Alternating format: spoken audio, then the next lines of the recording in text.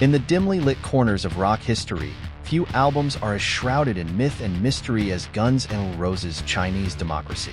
It wasn't just an album, it was a saga.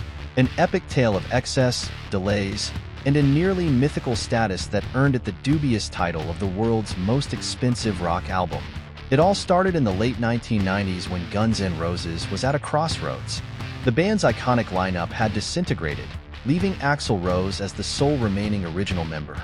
But Axl was not ready to let the Guns N' Roses name fade into rock and roll oblivion. He had a vision, an ambitious project that would surpass everything the band had done before. And that project would be called Chinese Democracy. What followed was a journey that lasted over a decade. The recording process became a revolving door of musicians, producers, and engineers. Axl, ever the perfectionist, demanded nothing less than musical perfection. The sessions spanned multiple studios and cities, with no expense spared. At one point, it was rumored that Axl had purchased an entire studio just to accommodate his vision.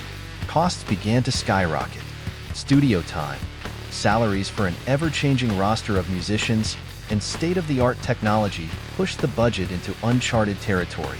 The album became less about the music and more about the spectacle. Whispers in the industry claimed that the album's production costs had surpassed $13 million, an unheard-of figure for a rock record. As the years dragged on, the album became something of a running joke in the music world. Fans, who had once eagerly anticipated its release, began to lose hope. Every so often, a rumor would surface that Chinese Democracy was nearing completion, only to be met with more delays. It became the album that everyone talked about, but no one actually believed would see the light of day. The mystique surrounding the album only grew with each passing year. Critics and fans alike wondered what could possibly justify such a monumental investment. What kind of music could warrant this level of obsession? Finally, after years of speculation, Chinese Democracy was released on November 23, 2008. The world held its breath.